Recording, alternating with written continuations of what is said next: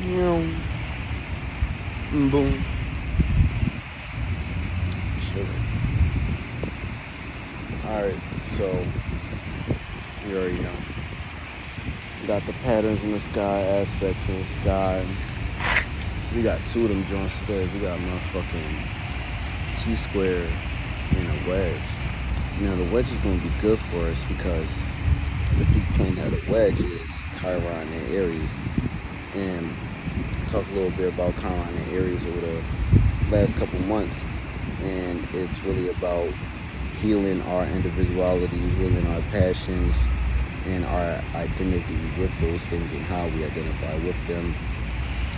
You know, Aries is cardinal fire, masculine energy, fires our passions, our visions.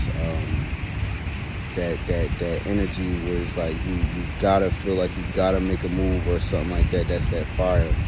So with it being in the wedge, in the same connection as the T-square, they're all like in one little grouping. So the T-square is between the moon in Aquarius, squaring Uranus and Taurus, which is squaring Lilith in Leo, and Lilith in Leo is opposing the moon in Aquarius because Leo and Aquarius are opposites.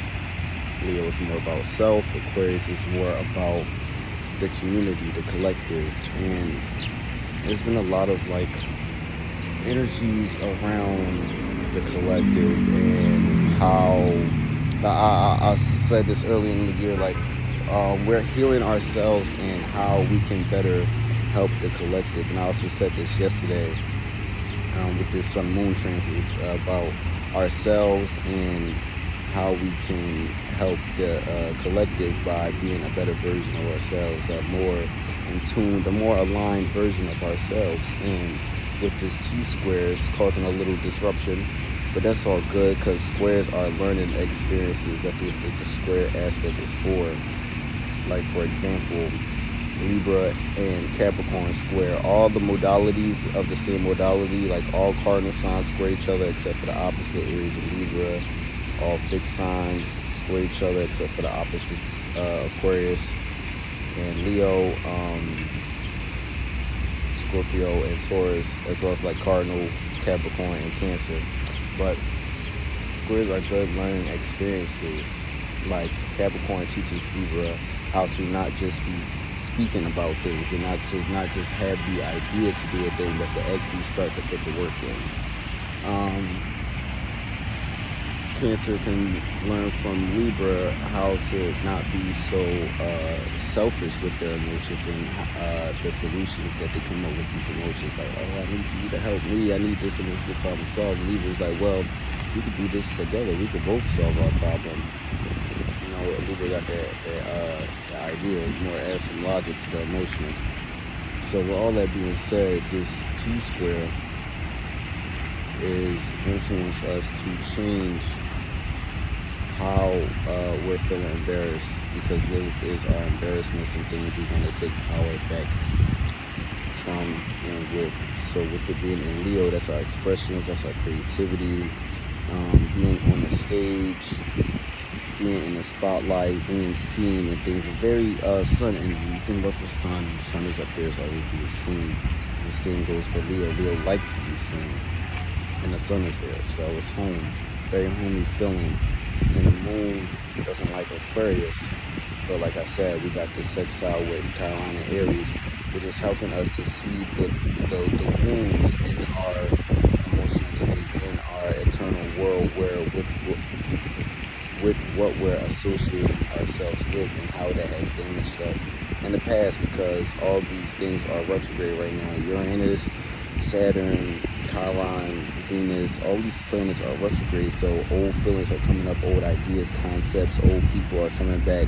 You know, that's like a famous thing, but it's for people, places, and things and ideas. So the sextile with the moon and Chiron and Aries is helping us. That's that peak planet energy. Is helping us kind of. We got two planets helping us with this opposition between the sun and moon.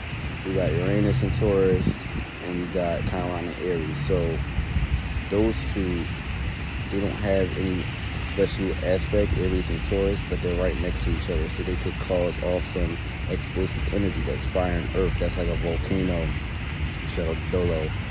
So it could be an explosion. It could be a buildup coming as we're healing ourselves and making these changes, because Uranus is the radical change. It's co-ruler of Aquarius with Saturn, so it's very calculated. But then that time comes where you need to explode and you need to make this change and you need to come up with the solution. And that's what we're doing at this time. Our love matters are going through changes. Venus is opposing the moon as well. It's in Leo retrograde. So Venus, all the signs in Leo, all the planets in Leo are also being affected by these things. And I bring up Lilith, because they're all around the same area in terms of degrees. Now, with Lilith and Leo and us using our voice and our power to speak on these things, like our associations, and Aquarius is also social media, so this is where we may be doing these things at and feeling comfortable, because the moon is our comfort. So right now we're comfortable expressing these things on social media and taking our power back, so to speak, in radical ways, in terms of what we're pointing to and what we're saying. Okay, we're going to start valuing this. That's the Uranus and Taurus. We're changing up our value system. Our love matters. Saturn is retrograde. We're changing up our disciplines and our structures and how we see the world and society and things of that nature. So with this T-Square, and I also wanted to say, Taurus is the only feminine energy in both the T-Square and the wedge. So our intuition is coming from, okay, this might need to change. You might just get an idea, I need to change this. I might need to change how I do this, in terms of where Taurus is. Where Taurus and Uranus is. Where Taurus is in your natal chart. Like if it's in the first house, you got Taurus in the first house, you might want to change how you're valuing yourself and how you're seen out in the world valuing yourself, like what you're seen doing to add value to yourself, what you're seen doing pleasing yourself. If you got in the second house, Taurus's natural house, then you're changing up your values, you're changing up your aesthetic, you're changing up your vibe, you're changing up these things, how you perceive your senses. This Taurus also rules the senses. So the feminine energy is very much needed. The cardinal fire and the fixed earth. So sparking a passion and then laying the framework down, giving it something sturdy to house it, to make it feel like home, make it feel like the fire can keep burning. Because you can't keep a fire burning if there's cracks and openings in your fire pit. If there's air pockets and things like that, like when you're smoking a blunt, when there's air pockets, it's going to start to bolt. So at this time, with the wedge, we're healing those things. We're healing how we're seeing that. We're healing and going through the changes. And I like to think of Chiron in Aries as the tenacious healer, kind of like you're backed up against the wall. Kind of like you just got through one cycle, but you're already on to the next thing. And as you know, horses don't stop, they keep going.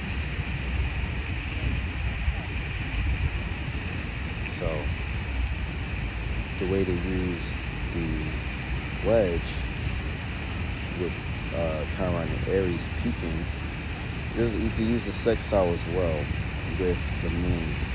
So that's your internal world where you're comfortable in your associations. Y'all might be talking about this together in a group effort to heal generational curses. That's how I see the moon alignment in Aquarius of Chiron and Aries, because Aquarius is our associations, humanitarian vibes, the collective, grand gestures, putting others first. So with this wedge, we have two positive energies we can utilize with the sextile and Aries being a peak planet, and a trine. Because a wedge is a trine, a sextile, and an opposition The turn is between Aries and Chiron and Lilith and Leo, which I talked about before, which is healing the identity we have with how we're taking our power back and what that may look like. This person that we're being and showing off to the world, that Leo's the stage to the world. Every night come across my screen. How that person looks healed. Is this person actually healed? Are they actually still healing, or is this just for the show? Is this just so they can get something gained out of this? Is this just to please your ego?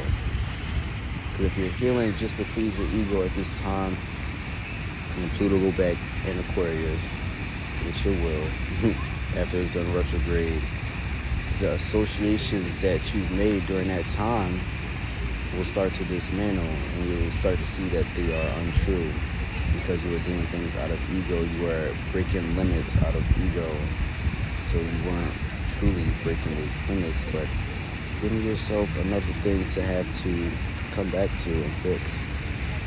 That's the Virgo energy, which would be the next placement on his zodiac wheel. Mars is in Virgo, so try not to get too caught up in perfectionism. Be analytical and be mindful of the details, but it's also opposing Saturn in Pisces, and it will oppose Neptune in Pisces. So don't get disillusioned with that kind of perfection in the details. Don't get lost in the details, thinking the small little details, the whole big picture that you now need to focus on. Nah, that won't be the move. Because Saturn will show you, and you're going to see that limit. You're going to come across that, and then with the Neptune energy, you're going to realize that you were living in a delusion or fantasy or something that wasn't completely true.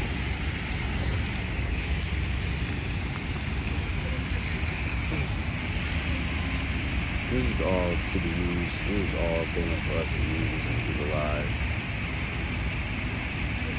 Because at this time, we're all becoming these new versions of ourselves. And with the moon and the sun, our two constants being opposing right now, full moon energy, we're releasing, getting rid of old things and habits and associations, and how we see ourselves on the stage that we are building and putting ourselves on. So yeah, that's for me and my aspect pattern astrology.